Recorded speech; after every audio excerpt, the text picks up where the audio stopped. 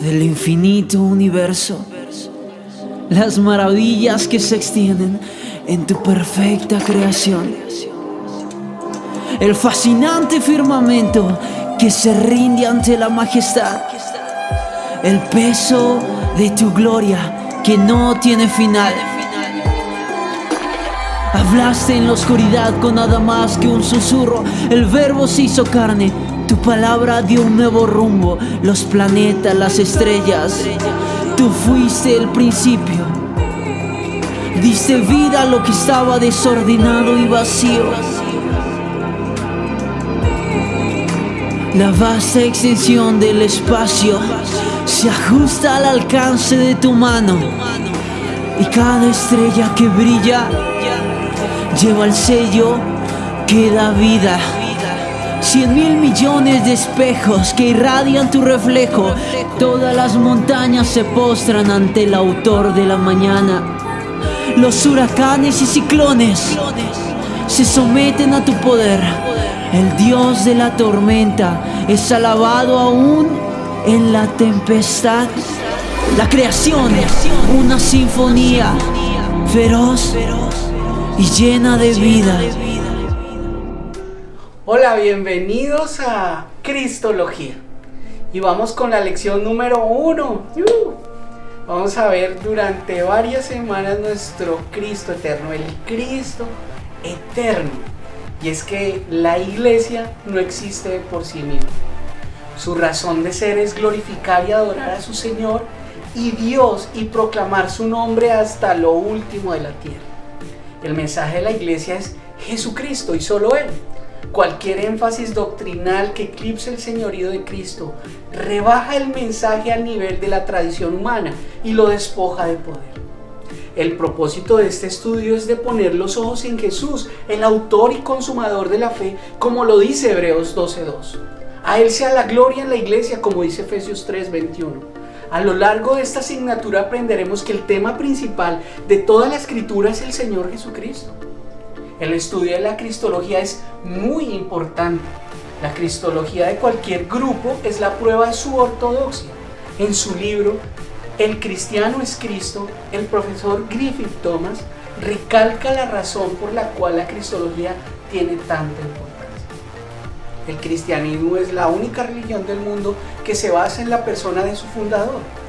Uno puede ser un fiel mahometano sin tener nada que ver con la persona de Mahoma.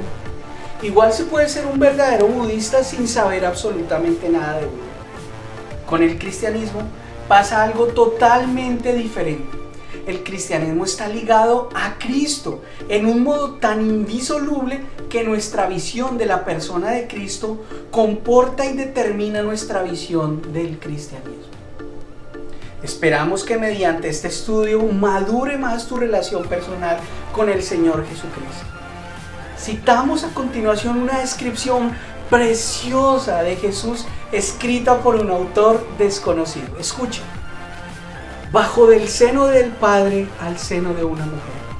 Se vistió de humanidad para que nosotros pudiésemos vestirnos de divinidad. Se hizo el Hijo del Hombre para que nosotros pudiéramos llegar a ser hijos de Dios. Nació contra las leyes de la naturaleza, vivió en pobreza, fue criado en oscuridad, no poseyó riquezas ni utilizó influencias.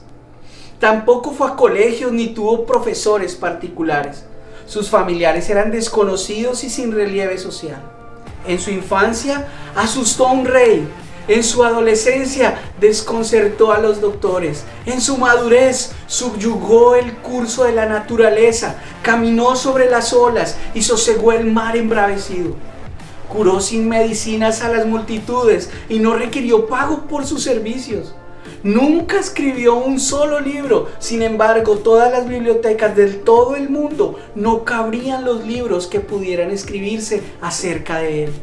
Nunca compuso un cántico, pero su persona ha servido como tema de inspiración para más cánticos que los de todos los compositores juntos.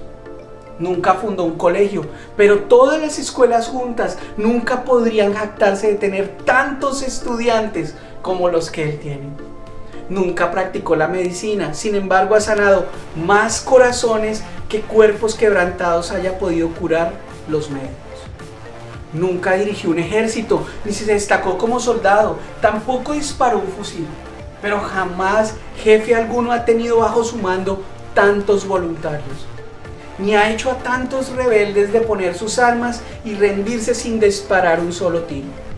Él es la estrella de la astronomía, la roca de la geología, el león y el cordero de la zoología, el armonizador de todas las discordias y el sanador de todas las enfermedades.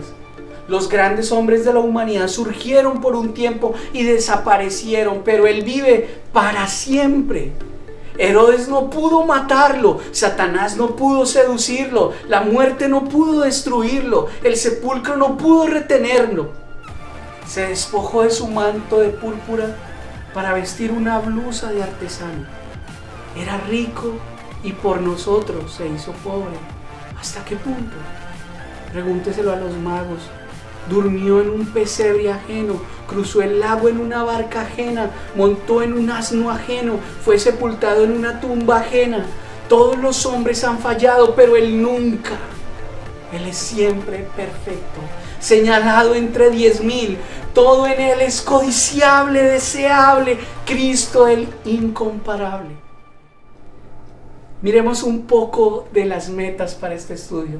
Nuestras metas para este estudio de la cristología son 4. Ayudarte a 1. Hacer la obra de un apologista, por presentar los argumentos de la Escritura de que Jesucristo es verdaderamente Dios y verdaderamente hombre. Número 2. Reconocer las desviaciones teológicas sobre la doctrina de Cristo y corregirlas de acuerdo con la enseñanza bíblica. Número 3. Usar el conocimiento que aprendes de esa asignatura en tu ministerio. 4. Creer en tu relación personal con el Señor Jesucristo. Miremos un poco del esquema de los estudios. Para esta asignatura se confina en la cristología, o sea, la teología de Cristo, con el tratamiento expositivo de los evangelios, que lo veremos en un estudio extra. Se da énfasis también en la enseñanza cristológica de las epístolas y las lecciones se dividen en 3 unidades, las cuales explicamos a continuación. Número 1, el que estamos iniciando hoy, el Cristo eterno. Comenzaremos el estudio del Cristo eterno considerando la evidencia de su deidad, sus atributos, prerrogativas y nombres. Este tema está íntimamente ligado con la relación entre las 3 personas de la Trinidad. Refutaremos las herejías que niegan la doctrina de la divinidad de Cristo, el evionismo, el serintianismo y el sabelionismo, o monaquismo, como se le llama, el arrianismo, el adopcionismo, el liberalismo y la neortodoxia. También examinaremos la persona y la obra de Cristo en el Antiguo Testamento. Estudiaremos la tipología tan importante, las teofanías y las profecías mesiánicas que se encuentran en el Antiguo Testamento. Número 2, el Cristo encarnado. Dividiremos este tema en 2 lecciones. Comenzaremos la lección 2 con el relato bíblico de la encarnación. Miraremos por encima el desarrollo de la mariología dentro de la Iglesia Católica Romana y examinaremos la evidencia de su humanidad, tales como los elementos de su naturaleza humana y la distinción entre persona y naturaleza. Hablaremos de la unión hipostática de las naturalezas, su autoconciencia y su voluntad, la comunicación de propiedades y de su carácter. También miraremos la kenosis de Cristo, o sea, su vaciamiento en su ministerio terrenal. En esta lección estudiaremos las herejías con respecto a su humanidad y la relación entre las 2 naturalezas: el docetismo, el nestorianismo, el apolinarismo, el noficitismo y el monotelismo. Número 3, el Cristo exaltado.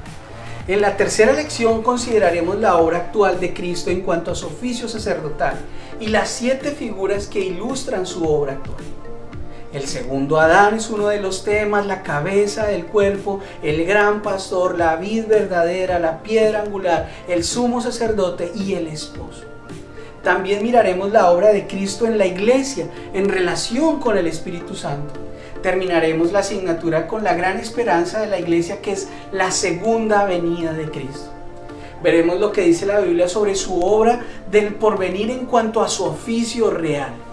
Él es el Rey de Reyes y el Señor de Señores. Y como un estudio extra, tal vez como una cuarta lección, analizaremos el ministerio de Cristo en Galilea, Judea, Perea y Jerusalén. Y haremos énfasis en la pasión, muerte y resurrección de Jesús. Trataremos la resurrección apologéticamente. También estudiaremos la ascensión y los otros 3 oficios de Cristo, mirando sobre todo su obra profética en su ministerio terrenal. En esta lección destacaremos la obra de Cristo en la cruz. Consideraremos su obra en la redención y los términos teológicos relacionados con ella, tales como la propiciación, la reconciliación, la justificación, etc. Acerca de esta lección, ¿es hijo del Dios eterno? ¿Hubo un tiempo cuando no existía? Si es eterno es Dios. Si fuera el contrario, entonces sería una simple criatura como tú y yo, y seríamos idólatras. La doctrina de la deidad de Jesucristo es crucial en nuestra fe. Todo cristiano debe estar plenamente convencido de la deidad de Cristo y saber el porqué de su fe. Esta lección te proporcionará la evidencia bíblica acerca de esta doctrina. A continuación, enfocaremos nuestra atención en su preexistencia, es decir, sus actividades durante la época del Antiguo Testamento. Examinaremos las teofanías, la tipología en su relación con la cristología y las profecías mesiánicas. ¡Wow! Eso sí que es importante. Objetivos. Cuando hayas terminado esta lección, tú deberás poder, número 1, distinguir entre la eternidad de Cristo y la preexistencia de Cristo. Número 2, presentar la evidencia bíblica que comprueba la deidad de Cristo, tales como las profecías mesiánicas que presentan el carácter sobrenatural de Cristo, su nacimiento, la naturaleza de su ministerio, su muerte y su resurrección. Número 3, explicar la relación entre la deidad de Cristo y la doctrina de la Trinidad. Número 4, identificar los atributos de Cristo que provienen de su naturaleza divina. Número 5, explicar el significado de los nombres de Cristo. 6, definir y explicar la forma y el propósito de las teofanías, dando ejemplos bíblicos. Número 7, explicar la tipología y dar ejemplos de tipos según las pautas establecidas en esta lección. Me alegra darle la bienvenida a este primer tema del Cristo eterno. Continuamos.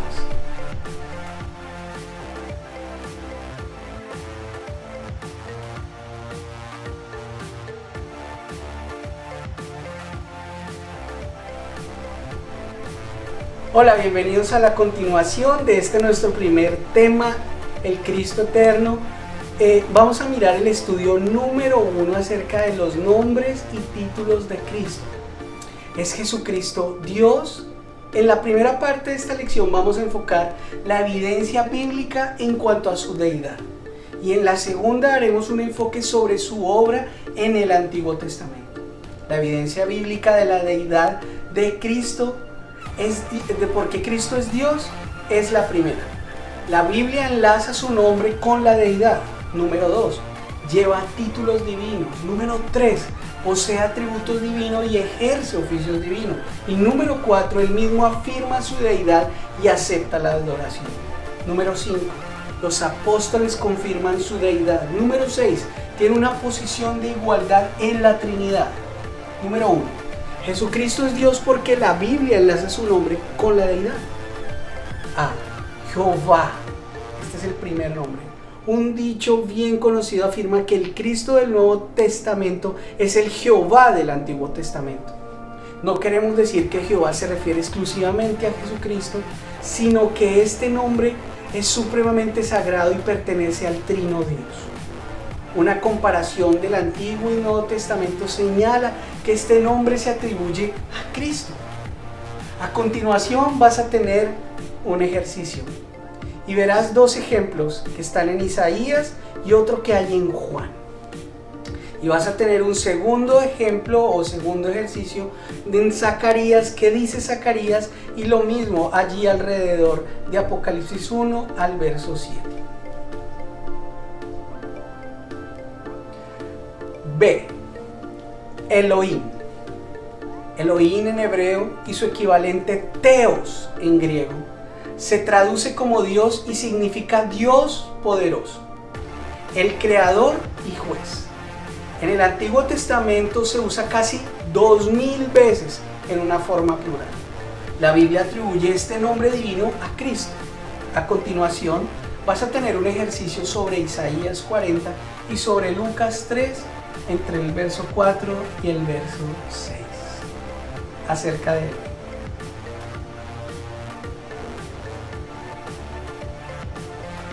En Juan 20:28, Tomás exclama: mi Señor y mi Dios, mi Kyrios y mi Teos. Lucas conecta el Elohim en hebreo y Teos, y Juan claramente relaciona este término ¿con quién? Con Cristo. El tercer nombre es Adonai. En el Nuevo Testamento Jesucristo es el Señor, Kyrios en griego, por excelencia. La Septuaginta usa el término Kyrios como sinónimo de Jehová en hebreo, y de Adonai en hebreo, y de Señor en hebreo. Este último es el único nombre con que los judíos se dirigen a Dios, puesto que no se atreven a pronunciar el nombre de Jehová. A continuación vas a tener un ejercicio acerca de la Septuaginta. Recuerda que la Septuaginta fue la versión del Antiguo Testamento que usó la iglesia primitiva.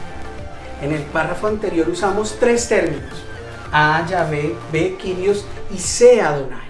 A continuación vas a tener un ejercicio donde debes emparejar los términos o frases a continuación.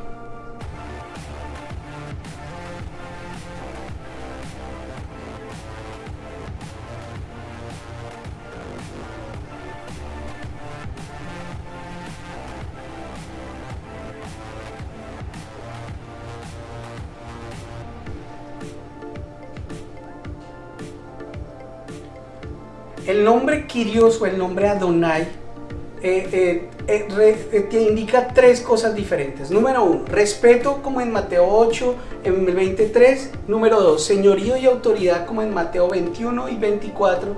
Y un título divino como en Lucas, y se compara allí con el 1:9, el 16, 27 y 25.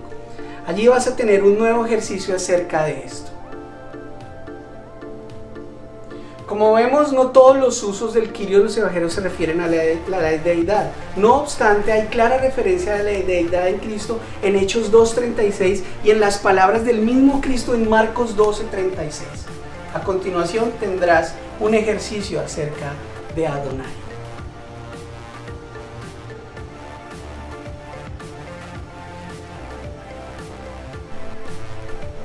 Bueno, y continuamos con nuestro estudio.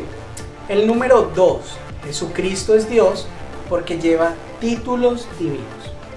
Dos títulos demuestran la eternidad de Jesucristo: el Verbo y el Hijo de Dios. El Verbo, este título exclusivo del evangelista Juan, se encuentra en Juan 1:1, en el verso 14 también, en 1 de Juan 1:1 y en Apocalipsis 19:3. El vocablo griego es logos. Este vocablo lleva doble sentido. El logos es la razón de Dios y es la expresión de Dios. ¿Cómo es Dios? Es como Jesucristo. Pues Jesús es la palabra, o sea, la idea que tiene Dios de sí mismo.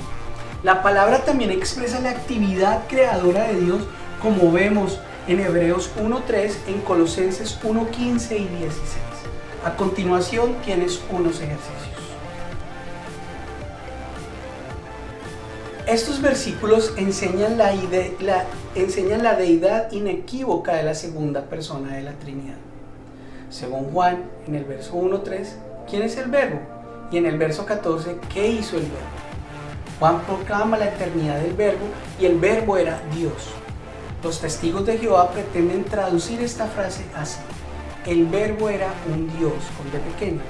Apelan a Hechos 28:6, donde la traducción era un Dios, y es correcta, puesto que los hombres opinan en Hechos 28:6 que Pablo era un dios, eran idólatras que admitían muchos dioses y por tanto podían pensar que Pablo era un dios en forma humana.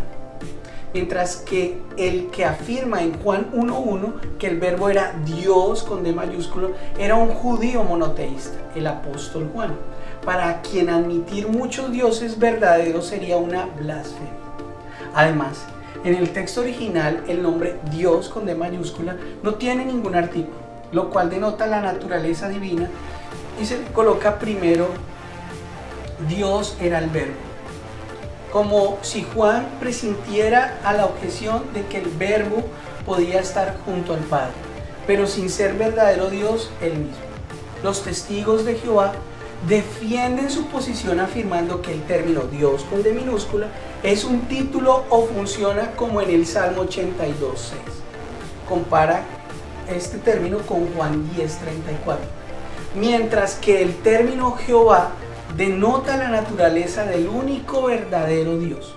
En respuesta, Francisco en la Cueva indica dos cosas. En primer lugar, Filipenses 2:6-7 contiene un perfecto paralelismo entre la forma de Dios y la forma de siervo.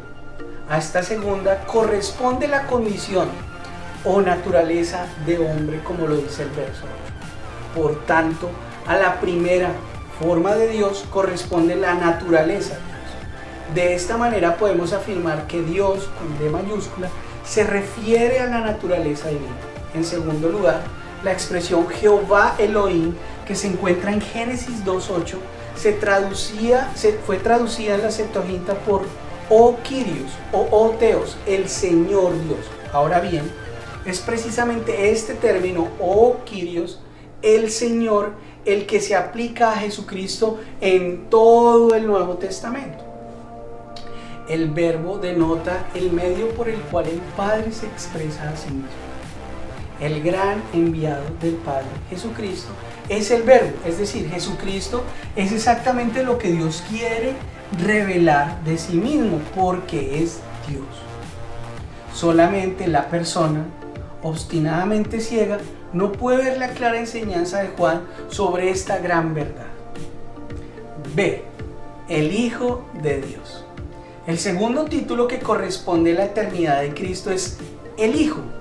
Este título expresa la relación eterna entre el Hijo con H mayúscula y el Padre dentro de la Trinidad.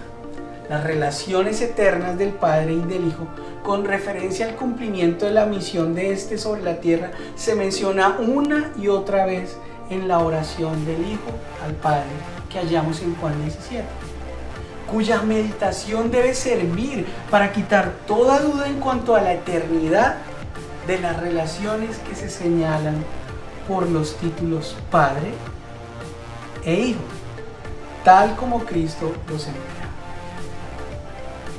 Jesús habla de mi Padre 51 veces en los Evangelios, como lo puede mirar en Mateo 3 o en Lucas 32. El uso de este título filial demuestra su conciencia de la relación única que tenía con el Padre Celestial.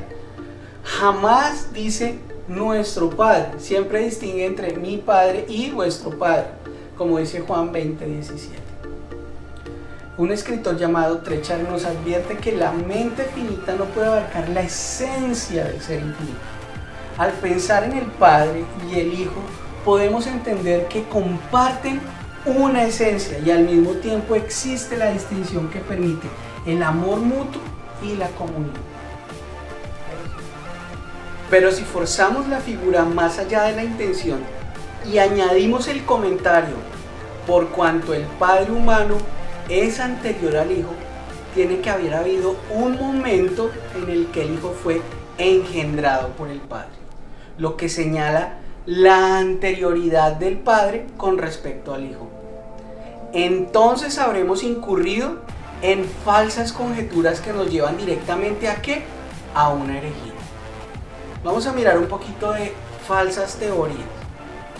Algunos sostienen que aunque el Verbo es eterno, no llegó a ser el Hijo sino hasta su encarnación, basando su opinión en una mala interpretación de Lucas 1:35. ¿Qué podemos decir para refutar tal herejía? La oración de Jesús en Juan 17 nos puede ayudar. Este pasaje claramente enseña la eternidad de la relación que existe entre el Padre y el Hijo. Note los versículos 5, 8, 11, 21 y 24. Esta relación expresa la igualdad de esencia del Padre e Hijo y el amor mutuo que caracteriza su relación. Vamos con un ejercicio.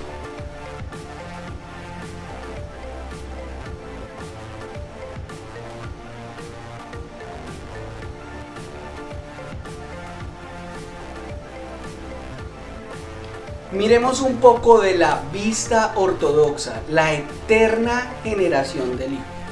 Los arrianos creían en la preexistencia del Hijo, es decir, que existía antes de la encarnación en Belén, pero negaban su eternidad. Su argumento era así: si Él es Hijo, entonces nació, y si nació, hubo un tiempo cuando no existía. Enseñaban que Cristo fue creado en las antigüedades pasadas antes de la creación del universo, pero no debemos confundir engendrar con hacer ni nacer con crear. Las escrituras no dicen que el Hijo preexiste, fue hecho.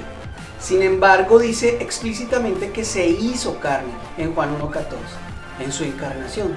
Juan enseña que en el principio ya existía anteriormente el Verbo, y continúa: todas las cosas por Él fueron hechas.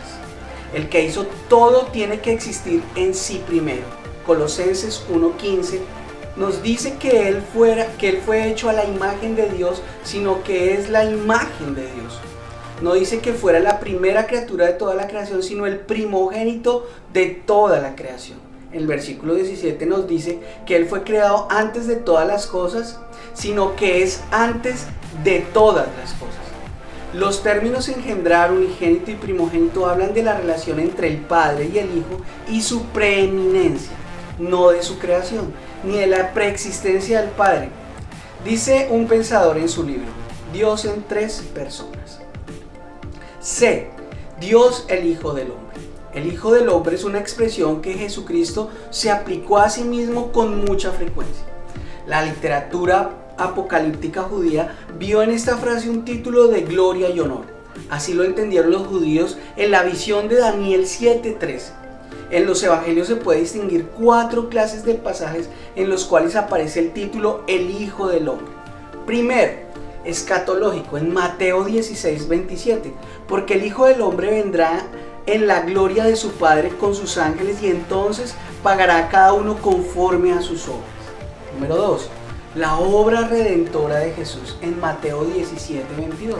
El Hijo del Hombre será entregado en manos de hombres y le matarán, mas al tercer día resucitará. Número 3, naturaleza divina, en Juan 3:13. Nadie subió al cielo sino el que descendió del cielo, el Hijo del Hombre que está en el cielo. Número 4, naturaleza humana, Mateo 11:19. Vino el Hijo del Hombre que come y bebe, y dicen: he aquí un hombre comilón y bebedor de vino, amigo de publicanos y de pecadores. Pero sobre todo, es un título que señala la identificación del Señor con la raza humana. Un pensador, Trenchard, ve una estrecha relación entre el Hijo del Hombre y el postrer Adán. Dios es ajeno a todo lo pecaminoso de la raza humana, pero no a la humanidad que Él mismo ideó y creó por medio del Verbo. Cuando este se encarnó, tomó de lo suyo, de lo que Él mismo creó, y pudo recoger en su persona toda la verdadera humanidad, llegando a ser el postrer Adán. El Hijo del Hombre, el hombre perfecto. A. Jesús. Y a continuación vas a tener un ejercicio.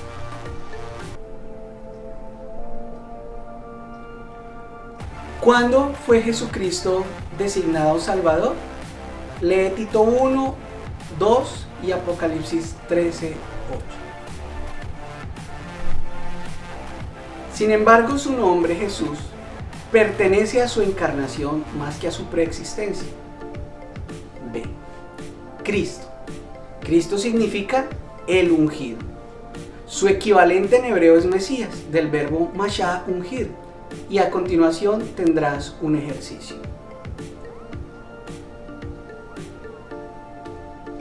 El aceite era considerado como símbolo de alivio, consuelo y felicidad.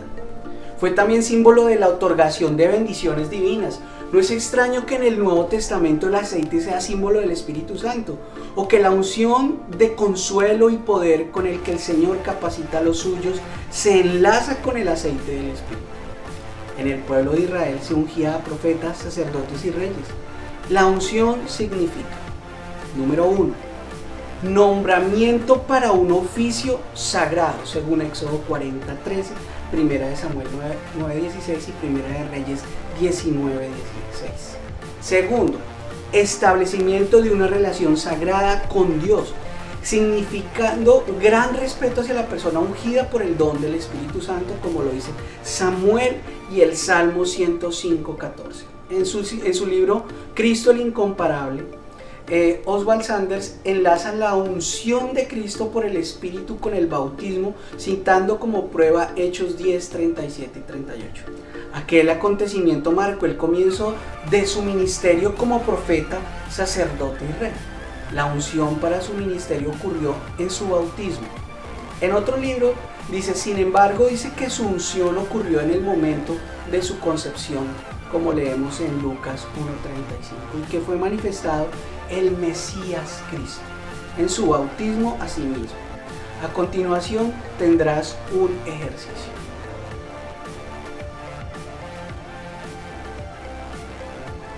D. Otros nombres y títulos. Otros nombres hacen referencia a nuestro Señor, tales como el Hijo de David, el Cordero, el Autor de la vida, el Príncipe de los Pastores, etc. Sería bueno preparar una serie de estos estudios sobre esto es una gran cantidad de temas. La lista a continuación te daré algunas ideas de los nombres y de las obras del Hijo. Por ejemplo, Emanuel se hizo carne. Postrer Adán se hizo a la imagen del hombre. Jesucristo murió en la cruz. Señor derramó su sangre. Mediador resucitó de entre los muertos, ascendió y se sentó a la diestra del Padre. Rey de reyes, y un día vendrá por su iglesia. A continuación tú vas a tener un ejercicio acerca de esto.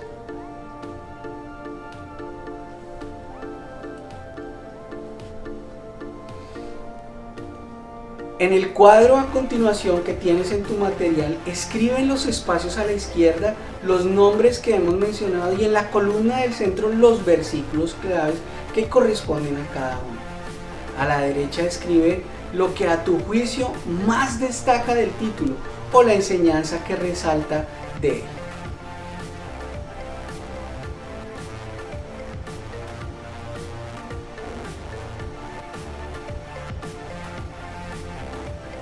Bueno, para mí es un gusto haber compartido con ustedes. Seguimos adelante, continuamos en clase con más de nuestra clase acerca de nuestro Cristo eterno. Nos vemos pronto.